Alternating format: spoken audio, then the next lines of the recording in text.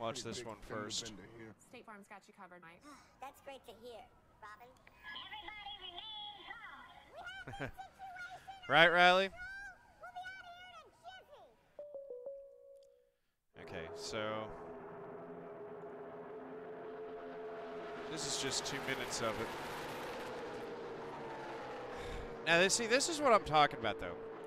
Is this really does look to me...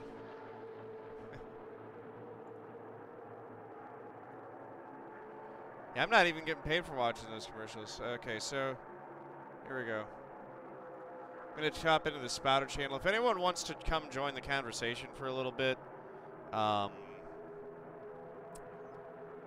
into my general voice, and I can pull you in. But yeah, I mean, this looks like old Daytona to me. Night drafting shows it better. Okay. I mean, you've got the lead car out in front, everyone else behind. Clearly, they're all in a pack. The lead car can't break away, but you can see the three going, like, you know, down below. He keeps trying to make it work on the inside, and he'll get close. And kind of what I was dealing with at New Smyrna. He'll get up there, and then the 14 comes back on the outside. Exclamation mark Discord, DJ Senpai.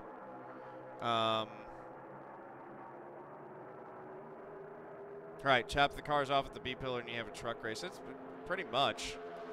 Just not. Some people like it. I'm just not. I really was never a big fan of how the trucks raced on these 1.5-mile tracks. I always felt like that they should move the trucks back to just being kind of like a short track series. So, I don't know. I'm going to pull J-Ped in. Justin, how you doing, brother? Get in there, sir. It's just disappointing that I don't know why they think this is what we want as NASCAR fans. Like, I can see where, you know, the fans are obviously complaining about things being a little bit strung out. But I really don't think any of the fans actually wanted them to take throttle control out of the racing. Jimmy Johnson said at the tire test in Atlanta a couple months back, with the rules package, you don't even feel the back end of the car kicking out anymore when you get back to power through the turns. Yeah. What he said was, that's how you knew, okay, I basically jumped back on power too soon. Whereas with this one, all you basically do is just barely, over the course of, after like 20 plus laps, you basically just barely tap the brake and then bang, right back to power. Mm-hmm. Yeah, I'm guessing, yeah, you just slight lift or a brake tap, yeah, to get the nose to set, and then you're back at it, which is how you drive the truck at Vegas. Which it's almost how I drove, it literally is almost come full circle with how I drove the IR-18 in traffic in split 5 of the Friday night running of the Indy 500 last year. Mm-hmm. Basically just barely tap the brake, back to power, that way I could just hang with the guy that was in front. Right. Except I had a lot more fun in the Indy 500 than I did in the Cook 600. Yeah, 10-4. Anything else you want to add right here? If I'm going to kind of do this like a radio show, so I'm just going to like cycle through folks one at a time. Basically, I really don't know what else to say other than the fact that if this is where they're going for the quote-unquote entertainment factor, then yeah, it's just the casual fan may like it, the mythical casual fan, right? But those of us that have watched it since either back in the 60s all the way up to about when the boom period started, when CART and the IRL split back in 1996.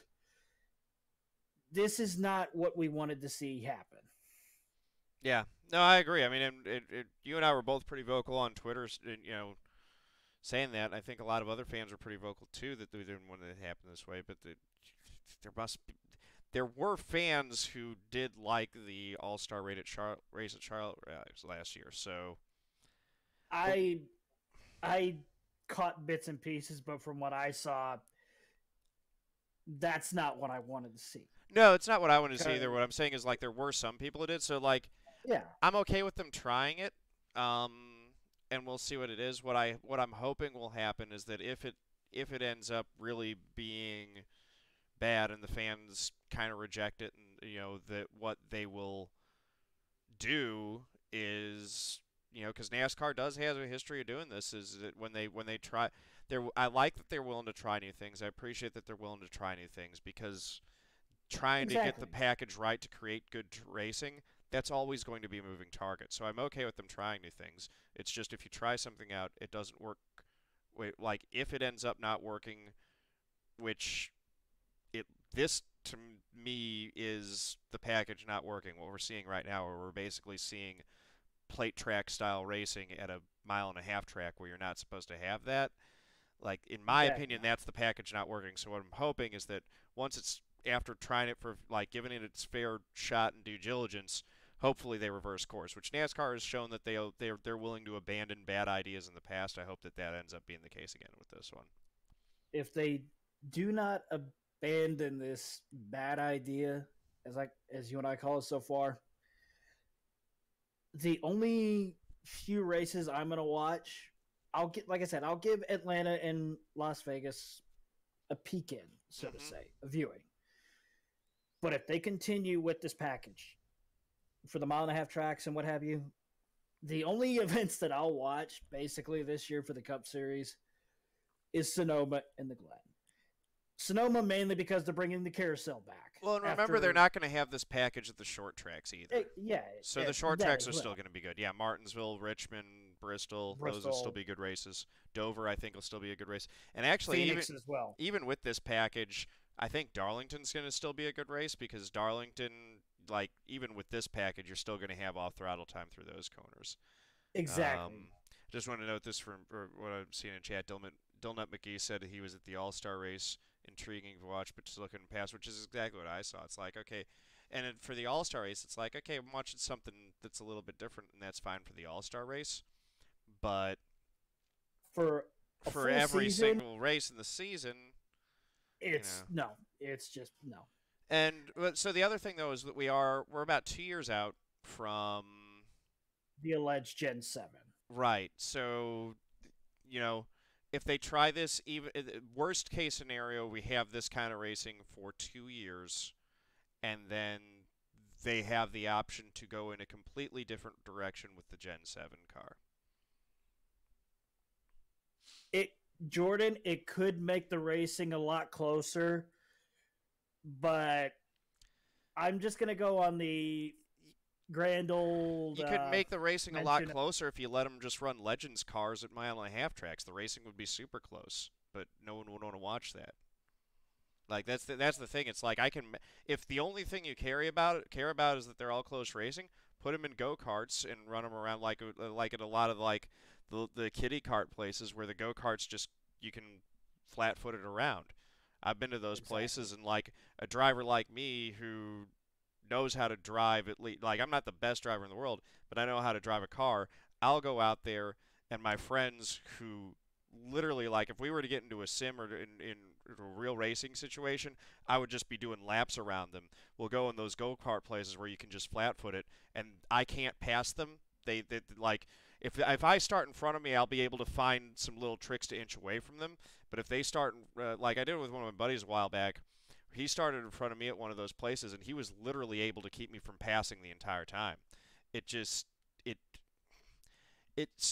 it gives a smaller team a better chance in the wrong way. The way that you give smaller teams a better chance is you make it so that the rules are such a way that the bigger teams can't just outspend to gain more speed.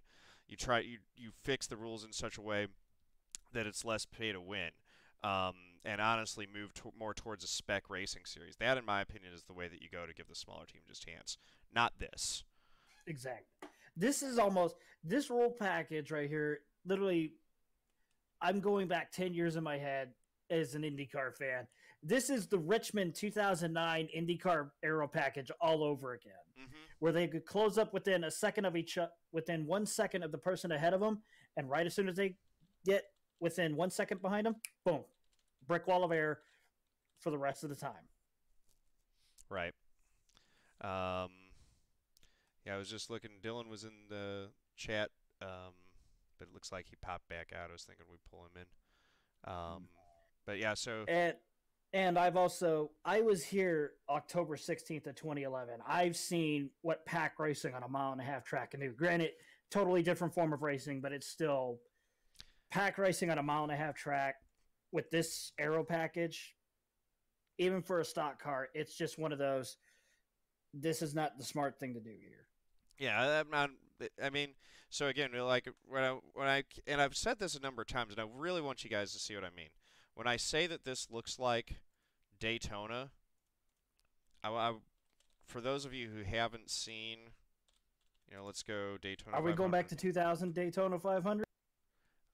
I mean, so I could do that, but I'm not sure that that's necessarily the most fair, because the 2000 Daytona 500 was a little bit of a disaster in terms of like they literally couldn't pass, and maybe that's actually a better example.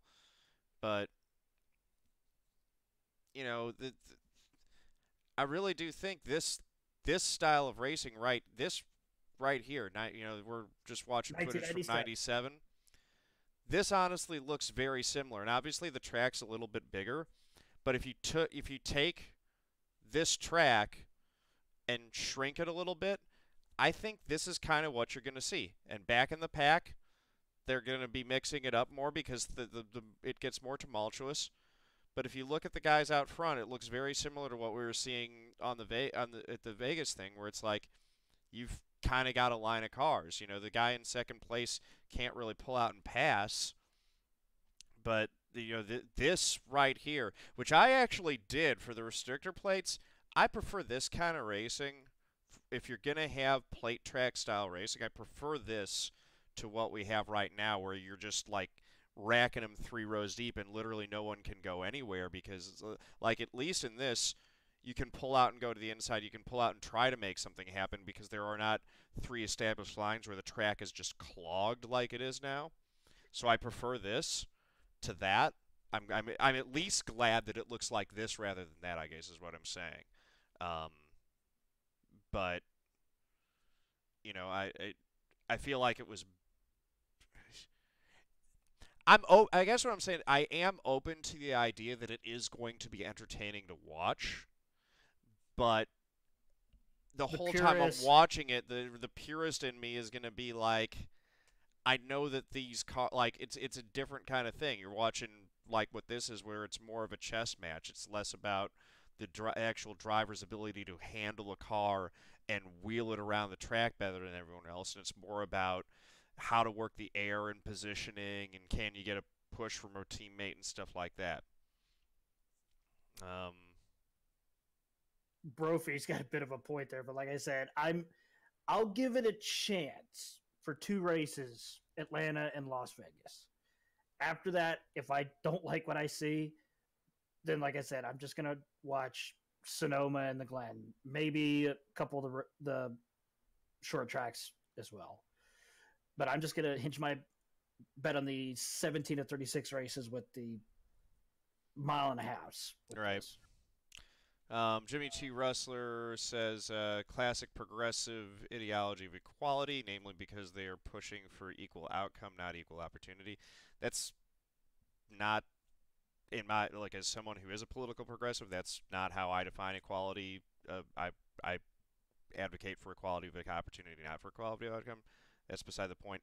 I do agree, though, that in this, NASCAR is kind of trying to make it equality of outcome, and that is sort of the air. You want to give every team a fair chance to compete, but this is not the way to do it, in my opinion. They're trying to level the playing field, quote unquote, but with this, it's just like, you say you're trying, but I don't think you know what that means. Instead, you're you're going the exact opposite route. I'm not even sure if it's so much of a leveling the playing field thing. I really do think that it has to do with, because I've heard someone say it, and I think that it might be right. I really do think that it has to do with the rising cost of the sport, and one of the, with the decreased viewership. I think that part of the reason why they specifically wanted to go in a lower horsepower direction was the insurance at the tracks. And apparently also trying to chase after that elusive fourth manufacturer to replace Dodge. They've said Dodge might be looking at coming back in, but John, even you and I will both say never going to happen. No, I think Dodge making a comeback is not outside of the realm of possibility. I just don't think that doing like that's not a reason to do this. You're just the whole. And again, when I talk about like people watch racing because of the romanticism of it. We're gonna get Dylan in here too. But people watch racing because there's a romance of it. They fall in love with the mythology of these guys who are standing on the gas and manhandling it and making cars do superhuman things. And when you make the cars so anemic in terms of the horsepower to aerodynamic downforce ratio that they have, which is really what we're talking about here. It is true that if you go back to the 60s and 70s, those cars probably had about this much horsepower or less, but they did not have nearly the aerodynamic downforce, and they did not have the tires that these cars have. So they were basically grooved radial tires, and they were actually up off of the ground, not sucked like a sports car, whether it be LMP1, LMP2, LMP3 now, right, as well as an Indy car. Yeah. I don't think they look like an LMP car, but they are glued to the ground in the way that Le Mans, like a GT car is. Basically ground effects that Jim Hall did back in 1980 with Chaparral Racing with Johnny Rutherford. That's how they basically kicked ass almost that entire season. Yeah. Indigo Lamp says the way Yates was talking during the 24 hours, it sounds like Ford wants a 3.5 liter EcoBoost for the Gen 7. It's possible. It could be possible, but I could definitely see the manufacturers pushing in wanting more of a hybrid type engine for NASCAR to run, specifically because they want to put on track something that is more relevant to what they're actually going to be selling to the consumer. I can understand the impulse to want to do that, and I'm for that. But if you're going to do that, you need to pull back some of the aerodynamic stuff so that so again, it's not that you can't make good racing and make like 550 horsepower is a lot. You put 550 horsepower in my Impreza, and you're quadrupling the power plant that I have. It's not like 550 horsepower is a small amount of horsepower. It's just that it's a small amount of horsepower versus the aerodynamic downforce and the mechanical grip that these cars have. And that's why that's actually why you're starting to see somewhat of a shift, almost a shift now in the motorsports landscape in terms of fans. Because I've actually had friends of mine that were diehard NASCAR fans for years that have literally said, we always hear you talking about sports car racing and, IndyCar. I was like, yeah, granted, October 16th of 2011, that's still a image that'll be burned in many of our heads for those of us that grew up watching open wheel racing. But yeah, there's more fan accessibility. The racing is actually getting a hell of a lot better in IndyCar and sports car racing, particularly IMSA. Right. Now, granted, every now and then IMSA will do one hell of a blunderfuck in terms of officiating, looking at you, Bull Barfield.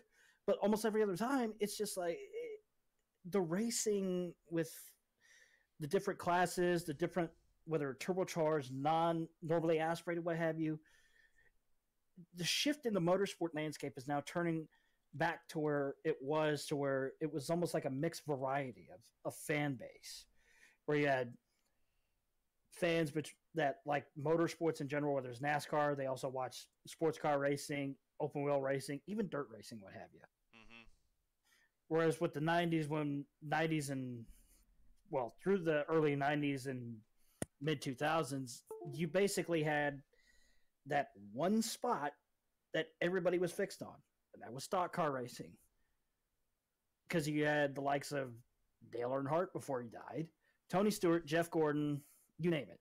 Those were really emblazoned upon TVs, advertising, you name it. Right, and yeah, and you had the thing where these guys were larger than life. You know, I mean, the VP in NASCAR, like giving him all the most benefits of the doubts. I think what the point that he was actually making is that the millions of dollars that these guys make is because they're elevated to this mythical status where they're larger than life because they can do things that all other human beings can't do. And if you destroy that mythology, then less people are going to tune in and no one's going to pay these guys millions of dollars to do it anymore. I think that that was the point that he was making. He But the way clearly he put his worded foot, it, the way he worded it was terrible. And the other insert thing is foot it's into like mouth. the answer to that is not to muzzle the drivers who are telling the truth. The answer to that is NASCAR, give these guys cars that allow them to showcase their superior talent driving a race car. Don't put the best stock car drivers in the world into cars that literally you or I could go in there and compete with them in. Exactly. I mean, But I guess we're going to see. So this is going to be an interesting thing, and this was one of the things that's always interested me. And I want to let Dylan get a word or two in here too. But what this is one of the things that interests me about the I've always said that we have it better than any other sports fan as racing fans because we have something like iRacing. Football fans don't have that. Basketball fans don't have. Basketball fans can go out and play basketball, but like you can't really go out and compete at the same in the same way and with the people who actually do it. So we'll see. We're going to get a chance in iRacing when the new package gets loaded into iRacing. We're going to actually go out there and see, does this package make it so that I can just go toe-to-toe with Logan Clampett at the mile-and-a-halfs now? As an example, or Ray Alfala, or Malik Ray, who I think right Malik's going to be in the peak antifreeze. But like those guys, when I race against them in Podium Esports right now, blow my doors off. Like they are full head. They're just a cut. They're up above. I'm in a lower tier of driver versus those guys. But Malik just confirmed that he's going to be in peak. I don't have the whole peak roster memorized. I should probably do that. But that's gonna. I don't have the whole peak on it. I just don't. I'm sorry. Okay, let me see. Opens skull. Yep, brain's still there. But come on, you gotta have that. Right. But hell, even I beat. But that's the thing is like, is this actually going to make it so that Malik can't run away from me at a mile-and-a-half the way that he can now? We'll see. But that's going to be, and that's going to be the thing is like we're actually going to be able to show in iRacing. It's like, yeah, this actually makes an average Joe able to drive around these tracks just as fast as Kyle Busch can. Yeah, basically, Kyle Busch is giving us the cannon fodder material. We're just waiting for it because once it comes out, yeah, if it's like Kyle Busch saying the truth isn't going to keep, or not saying the truth is not going to keep the truth from getting out there. So that was my biggest problem with it. It was like I understood what the VP who said that was trying to say, but it's like, dude, I don't know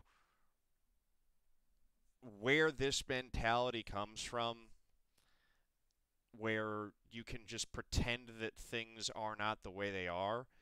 And that's just going to make everything magically okay. It's like, no, we're not stupid. We can see with our own eyes exactly what's going on. Dylan, did you have something you wanted to add, man? Well, my first question was, did you watch the video Kyle Busch said? But I'm guessing you did by that. I don't think I've actually seen the Kyle Busch video. I want to pull that one up. That's- I've to that heard channel. I've heard the quote, but I haven't actually seen the video. So let me pull that up because I actually want to. I've seen the guy's response, but so this is Exotic Fan Racer, by the way. Um, you guys should check out his YouTube channel. We're actually using his footage without his permission, so I want to definitely give him credit.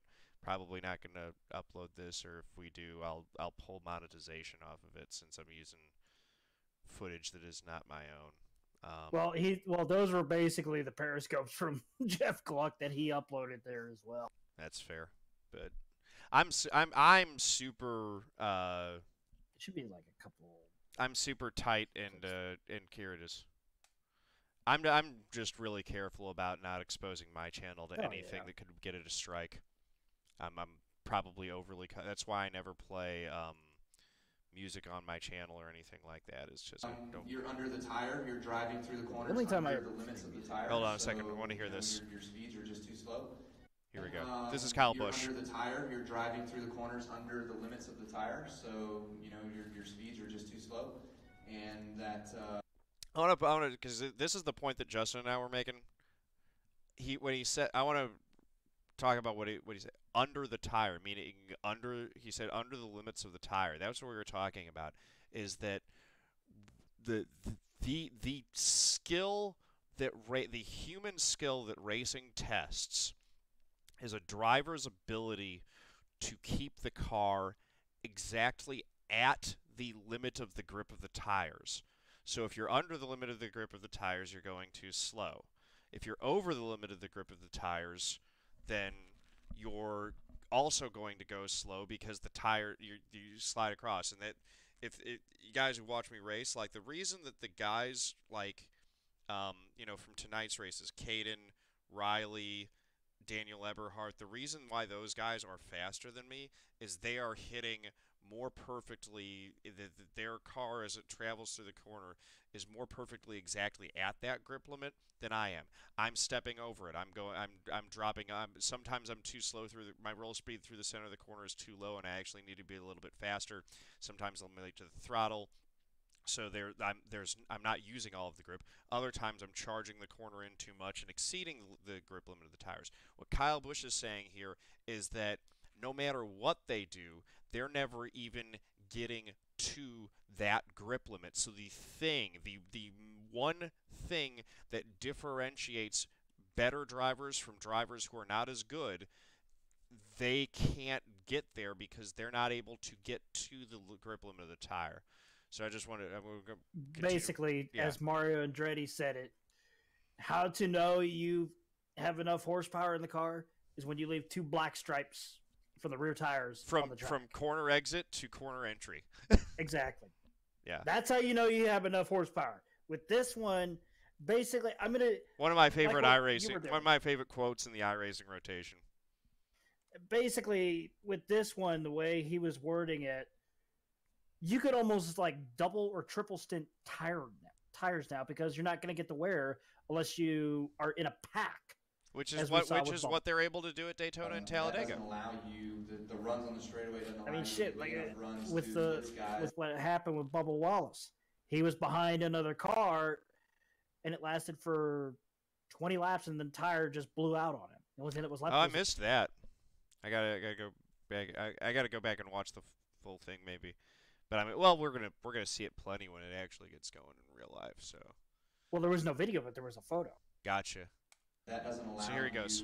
The runs on the straightaway doesn't allow you to get big enough runs to blitz guys on the inside or the outside or whatever it might be. I did a couple of those today because guys were getting out of the gas. But once you get into race situations and guys figure out what exactly they need to be a little bit better, those aren't going to happen as easy as they were here today. Do you expect over the next day and a half to see major changes in what you guys are doing, or? No, I don't think so.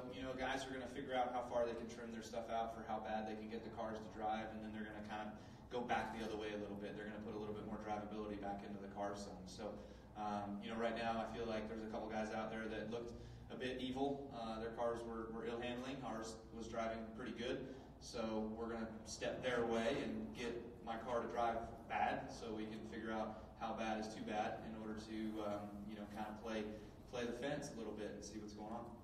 This is really good insight, by the way, and for fans who are fall into the more casual fan group. Like one of the things I really like about Kyle Busch is that he does talk in more detail than some of the other drivers do about what's actually going on. Like this is really cool insight into how the teams are actually working and what they're actually doing. So this is Yeah, if you go to, I like it. It just makes me more frustrated that the VP of NASCAR is criticizing Kyle Busch for saying this, because this stuff is awesome. You want your drivers saying this. I want Kyle Busch answering these questions honestly and speaking candidly about what's actually going on.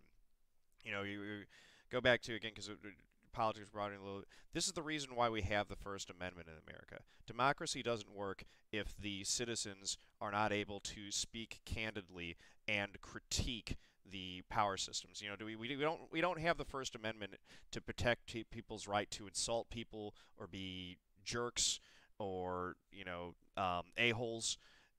That's not why we have the First Amendment. We have the First Amendment so that citizens are able to speak candidly and criticize government, the government that is ruling over them and making decisions for them.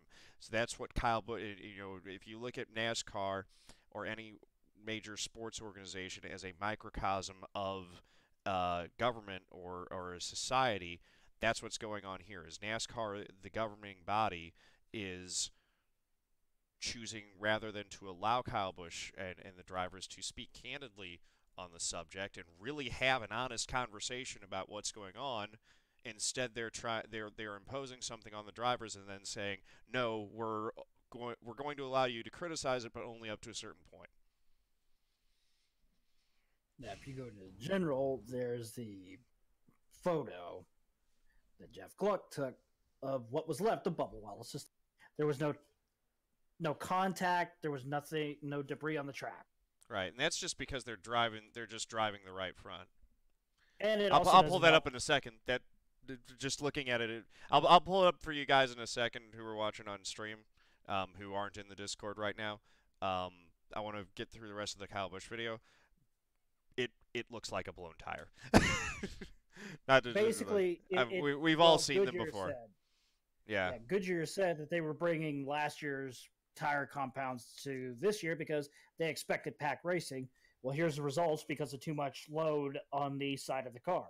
A la welcome back 2008 Brickyard. Right. Okay, so let's go back to Kyle. You and Austin use the phrase trucks. Is that a good or bad thing it's handling money? Yes, I don't know. Because trucks, we all know, can get a little interesting. Yeah, trucks put on a really good show, but the reason why trucks put on a really good show is because you have the mix of drivers. You've got guys like myself, you've got guys like Brett, who is a Cup guy, but then you've got the likes of Johnny Sauter, Matt Craftons, you got the young... I love that he said Brett's a Cup guy, because he is. Brett Moffitt is a talent that deserves to be in the Cup Series. Moving on. Kids like Noah, Todd, Harrison, whoever. And so there's always that mix. Guys are going to make more mistakes. You have mistakes being made on pit road with pit crews that are less talented, and then you also have crew chiefs that aren't as good. So once you get to Sunday and everybody is closer to perfect, it becomes harder and harder for those mistakes to show up and for passes. So I want to pause it for a second because Spitzbrett said a really good point, made a really good point in the chat. And again, this goes back to what we were talking about, using NASCAR as an analogy for government bodies that over a greater society as a whole. He said, imagine if Roger Goodell was arrested for a DWI. It would have been the top story for weeks. NASCAR media barely covered it. That's why you need a First Amendment. That's why you need freedom of the press. NASCAR media is, the analogy would be state media. That is the organizing body paying for its own media. You cannot expect the reporters that are their salary is paid for the NASCAR dime to be effectively critical of the decisions that NASCAR makes, because ultimately if they step over the line and they're too critical, they're going to lose their job. And NASCAR's just because no one has a particular allegiance to any of the NASCAR .com reporters. Those are plug and play, man. I'm gonna use the Call of Duty. You stepped over the line a little bit too much. Okay, that's fine. You're out, and we're going to put some other reporter that no one knows their name of in there to write the stories and the propaganda that we want to put out. That's why state media is dangerous. I'm going to use a Call of Duty for Modern Warfare analogy at the start. The first mission, crew expendable. Yep, exactly. It's interesting you brought up because I actually worked on Modern Warfare 2. Wait, what? I was a game tester on Modern Warfare 2. Oh, you lucky son of a bitch. Lucky's one way of putting it. It was, it's a real mixed bag. I mean, it was fun. It honestly is the reason why I don't play shooters anymore. I just got way overdosed on them, and just completely burned out. But that's a discussion. Like, it was a cool experience, but like if you've read some of the articles about like the way that QA gets treated in the game industry, there were some times when it was really fun, but there were some times when like they would make you feel like you were 2 inches tall, and remind you that they thought that you were 2 inches tall, when what you're trying to do is you're making pennies compared to what the developers of the game are making, and you're still going in and putting in tons of hours doing your honest best to make their creation as good as it can possibly be. And so it really sucks to get the level of disrespect back that you get from some, not all, but some of the people that work, some of the creators, some of the producers, some of the higher ups in that industry. Some of them are awesome and treat QA with a ton of respect. Others do not, and it's a real shame. And it's one of the things that I do think holds some companies back from being able to put stuff out, because if you treat people like that, EA game, it's not going to be good. But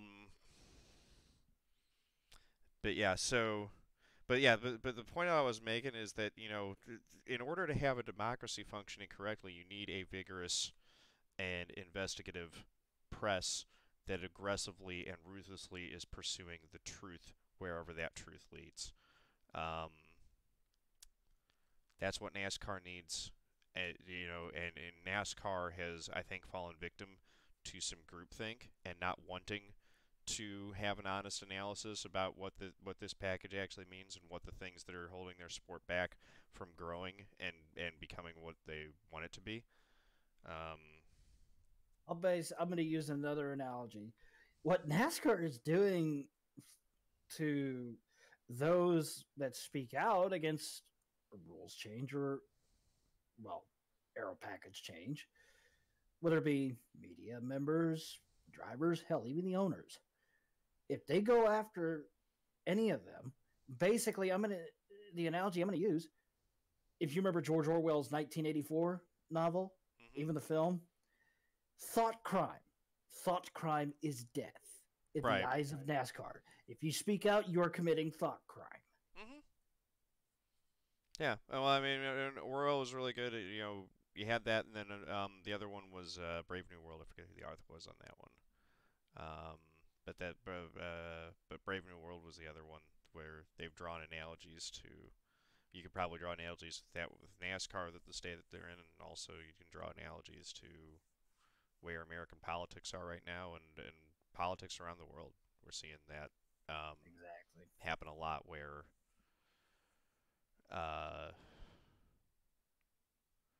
Captain Mac actually just said it. Action segment of the stock car racing is very broad, and the thing. So here's the other thing, though, and again, when we go to the larger discussion of talking about whether or not NASCAR maybe needs a First Amendment and something where they can loosen the leash on some of their drivers. Thank you for using your Twitch Prime sub. Appreciate that. So. That's one. There is a. I'm just gonna flip over to this while we're talking. So there is maybe a. What am I trying to say? So NASCAR, as a private organization, does have the right, under the Constitution of the United States, and the First Amendment, they have the full right to set the rules for what type of speech they're going to allow people that are earning money on their dime, that are earning money through the structure that they created. They have the full right for the First Amendment to draw those boundaries and say, hey, you can say whatever you want about us, or you can make money with us, but you can't do both things. They have that right to make a rule that about actions detrimental to stock car racing as a catch-all rule to protect themselves. Any major organization, any major league that takes itself seriously is going to put that type of catch-all language into their rule book to protect themselves, so that when someone who is competing under their banner and representing their brand says something or does something that they know that they need to take action on in order to protect the brand, they need to have the legal language in place in the rule book that they can point to and say, look, it was right here in the rule book. We said at any action, we are able to, we have full discretion to punish any action that we deem detrimental to stock car racing. Now, all of us as fans can, agree and disagree about whether or not that rule is applied fairly in any one individual instance, but I do want people to understand the reason why that rule exists is that NASCAR needs to, and any organization, any company, anything that takes themselves seriously needs to have that language in place to be able to protect their brand from someone who is trying to do damage to that brand. You're not going to find, or you'll have a lot of difficulty finding any major private organization that does not have that type of language in place. Everyone pokes fun at the actions detrimental to stock car racing, but the thing is that language exists in various forms everywhere. NFL players are fall into the same thing. NBA players, they're all subject to the same kind of thing. Every player, even IndyCar. right? They all know is, that there is a they all know where the line is, and they know when they step over it. But the funny thing is, going back to 2011, though, in the New Hampshire race for IndyCar, when Will Power basically gave the infamous double bird salute to Brian Barnhart, they announced how much they were going to fine him, and all of us were just like, here's a bit of our money, take it, we'll pay it for him. Yeah. So here's the thing, and I also want to say, they and NASCAR made it clear they were not implying that they were going to penalize Kyle Busch under the actions detrimental to stock car racing. So they haven't abused it in this case. And whether NASCAR has abused it in specific cases, I think possibly. But again, that's why you don't give people absolute power, is because absolute power corrupts absolutely. If you give people complete control over other people, then they will abuse it. That's why it's important to have those checks and balances.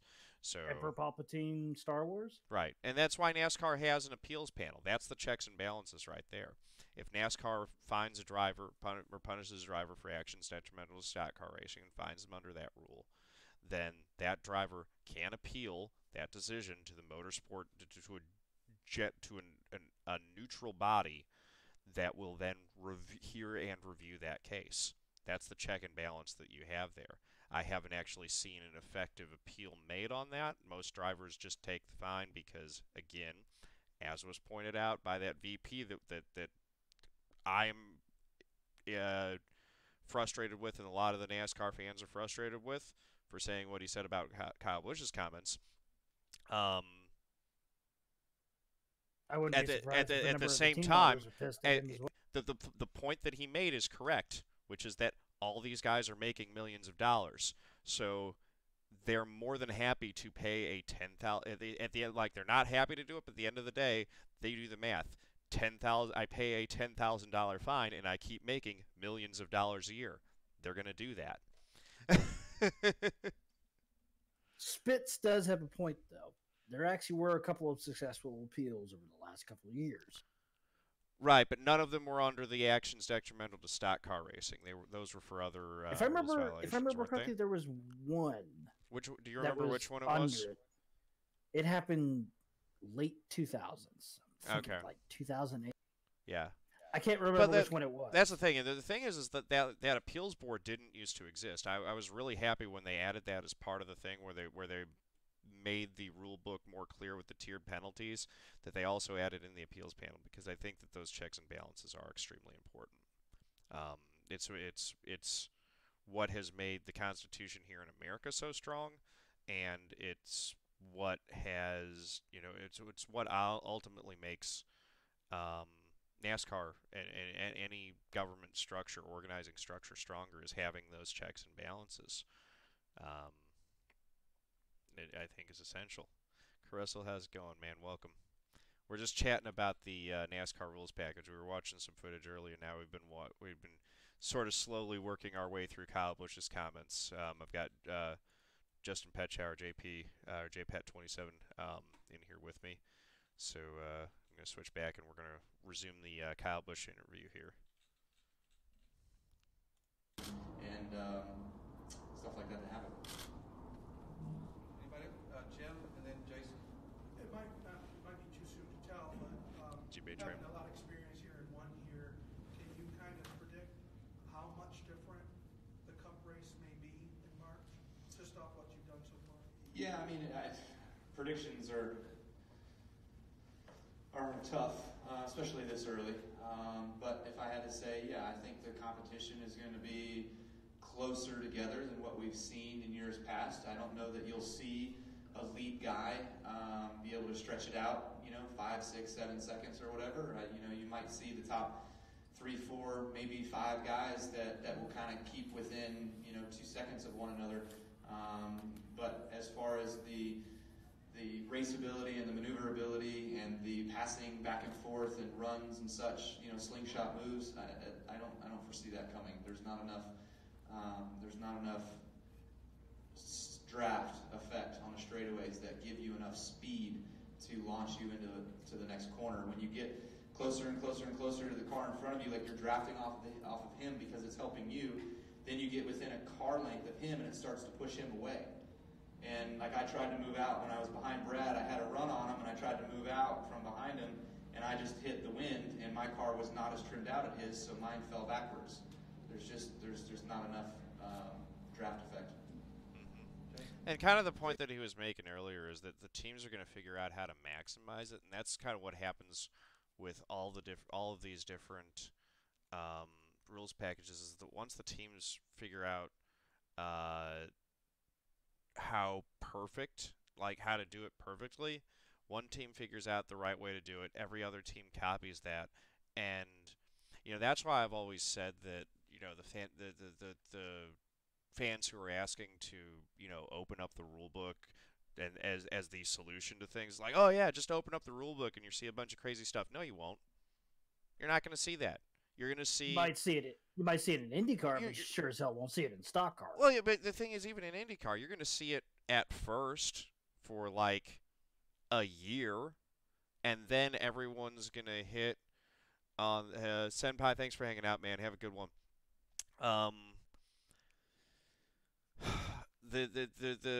You'll see it at first. Yeah, if you open up the rule book more, some teams are going to try a few different things. And then what's going to happen is one team's going to hit on the correct combination and kick everyone's butts. Every team is going to copy that. And then what you're going to have is you're going to have exactly the same thing that you have with the tight rule book, the spec racing that all the fans complain about, which is that everyone's going to basically be running the same thing. It's just that thing that everyone ends up deciding to run is not going to necessarily it's not going to necessarily have driver safety in mind. It's not going to have competition in mind. It's not going to have the close racing. It's not going to have any of what NASCAR is trying to do with this. Like the impulse is somewhat correct, which is that they want the cars to be able to race close around each other and you need to have passing. If you literally just throw the green flag and first place goes and second place goes and everyone just kind of spreads out and no one can ever pass, that would be really boring. That's what you would get. My guess would be that's what you would get with a truly open rule book, is that these things would be so trimmed out and so lean that they would be running so fast by themselves that they wouldn't be able to race around each other, and you would just get this big stretched out pack. Which is actually, if you go back to the old days when the rule book was more open, that's what you got. You go back and look at some of those results. You've got guys that are winning by 3 or 4 laps at the end of a 500-mile race. Example, You know. 1994 Indianapolis 500, even though that was one of the greatest. No, that's one of the greatest ones, but like I'm talking about, like, go back to like 60s and 70s, back when the rule book was truly open. Oh yeah, when the Roadster era was slowly dying and it started shifting towards the rear end engine housing, so to say. Yeah, Bill, I don't think I won't stream during the live races this year and color commentate. But what I can start doing is maybe doing a pre-race and a post-race show. I think that would be fun. But I might hang out with Discord. But I wouldn't. I don't think I'm going to stream during those. There's a lot of races, right. Yeah, there's a lot of copyright stuff that I don't want to deal with, and also when I'm watching the race, I just want to watch the race. I don't necessarily my TV's upstairs and I'm downstairs for this, so. But the idea of like popping on and chatting with you guys for a half hour, an hour, doing like a fantasy preview show type thing, that might be something that I would consider doing this year, or in the future, and maybe doing post race reviews and kind of talking about things similar to what Radman does. I might do something like that. We'll see. It's just a matter of like having the time to commit to it while I still try to have a real life. Spitz, that's correct. When Rusty won the champion, I think he did finish like 2 laps down in 12th place. Yeah, the year I was born. It was I was 5, and as a Rusty fan, I was jumping up and down. It was awesome. Terry Labonte won it the year I was born. That was 86. 84. If I remember correct. 84. I knew it was one of the 8. 86 was Earnhardt, I think. That was the year Jeff Bodine won the Daytona 500, but I think Earnhardt won the championship in 86, 80. Did he win 86, 87, and 88, or was there? Bill, I know Elliott. Oh, Elliott won it in 85 and 88, and I think Earnhardt won 86 and 87. Yes. Yeah.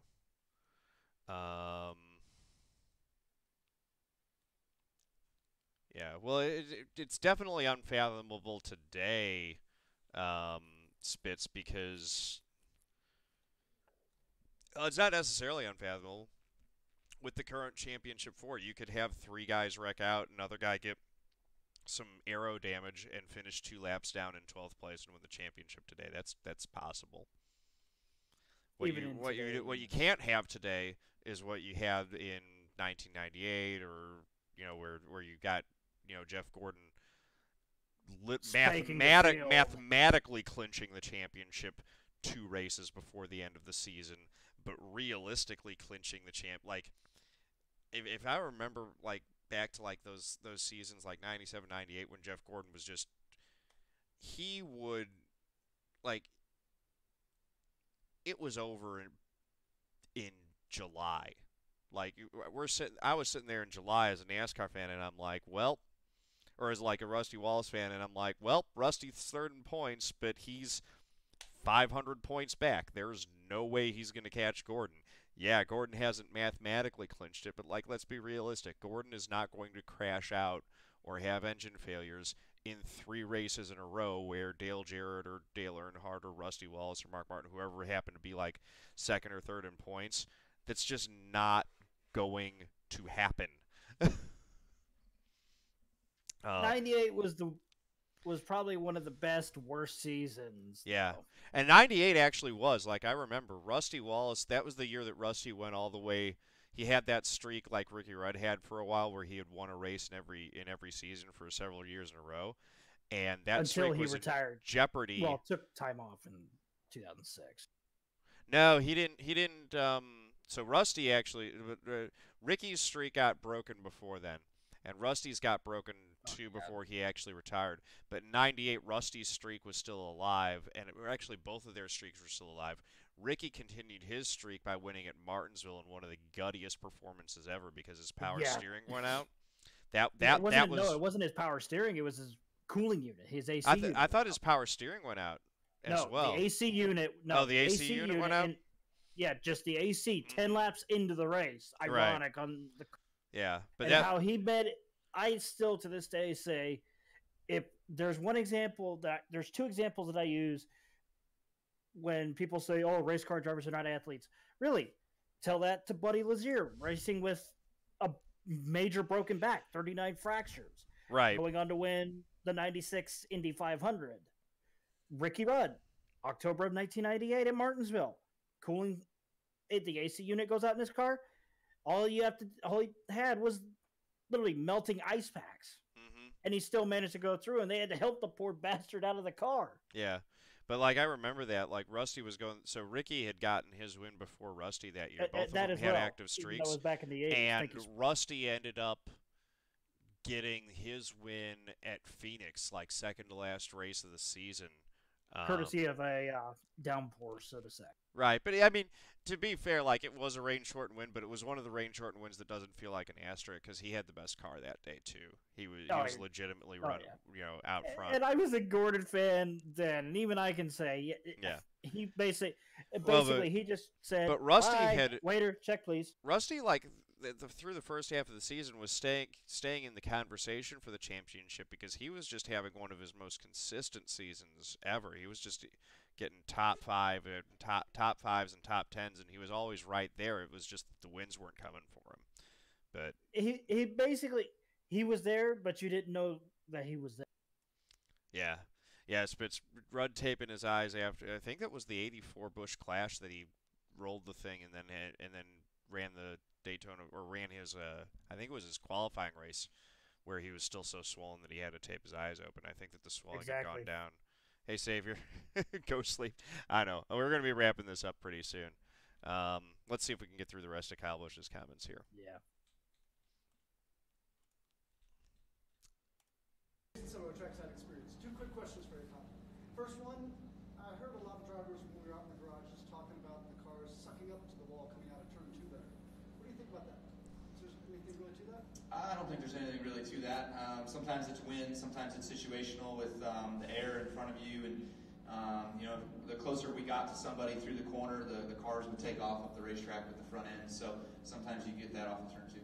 Fair enough. Now I got a fan question. We were broadcasting live a couple weeks ago, and a fan asked us a good question. When you guys come to town, like you and Kurt, do you go back home and see your family? Do you guys hang out and do a dinner or anything? We got a very small family. Our family's all in North Carolina now, so there's no family out here anymore. So friends, stuff like that. Sure, we'll see some friends and we'll say hello to them. They'll come out to the racetrack and they'll enjoy the weekend at the speedway. But other than that, it's business as usual. Just traveling circus, man. That's what we do. There you go. Anything else? Thanks. Kyle, in your opinion, was now the right time to make these changes to kind of put more of the driving skills back on the drivers? Is it just Well, make it more exciting? We've taken the driver skill away from the drivers in this package. Anybody can go out there and run around there and go wide open. You could probably do it.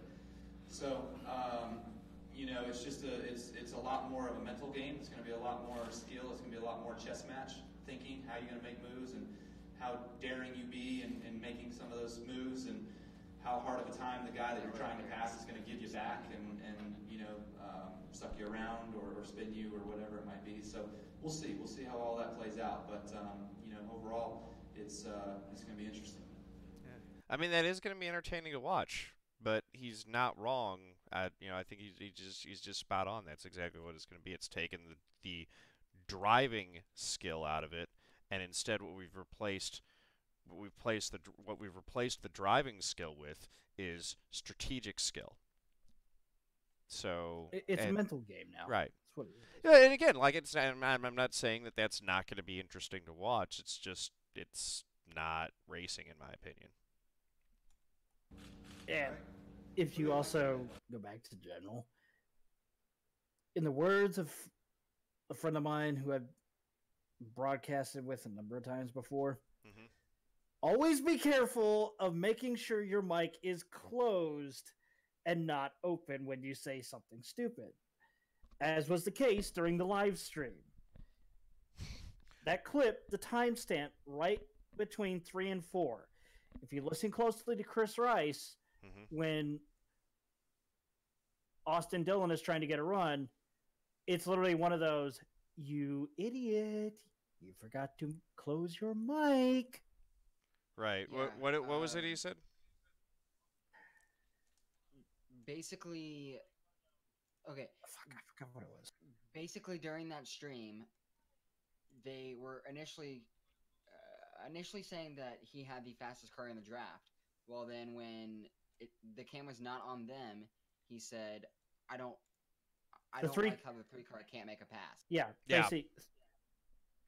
And then he realized it, and then when they went back to him, it's because like, again, this is going to be the great. Those guys are the NASCAR state. That is the NASCAR version of state media. Those are the guys who are the yes men. Their job is to go there and say that everything is great. They're brand pushers. They're not journalists. Patriots. I'm going to go with the Patriots. I think that... Words of a friend of mine? I wouldn't say they're due for another one. They've had a lot already. I agree solely. Chris Rice has been... It's amazing what Tom and Bill have been able to do together, but let alone with the rest. I think we got through the part that was. I don't care what Kyle Busch has to say about it. Nothing against Kyle. I just don't care what he has to say about the Super Bowl. All right. If you go to that timestamp video, the timestamp on that video, even though it's already marked, just listen. And it's just one of those, you idiot. Yeah, let's go with this, and then I think we're gonna wrap this up because it is late here. Yeah, it's like 11:25. That's technically late for me. Great city, well, wet city right now of Las Vegas. It's 2:25 right now.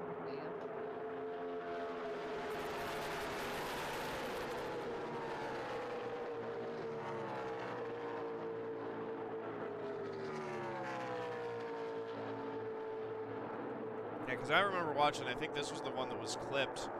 And I remember watching this and being like, yeah, the 3 cannot make that pass. Even when Jimmy Johnson went to make a pass on the inside, it's like you could see him get a little bit of a run, but right when he got out, what's the correct timestamp? 2 hours 54:22. Okay. That's the hot. Right. Let's listen for it here.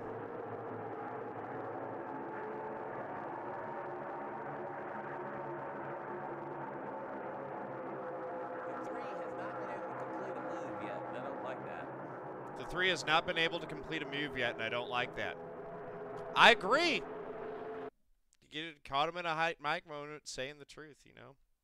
Mm-hmm. I'm with you, brother. Speak truth to power.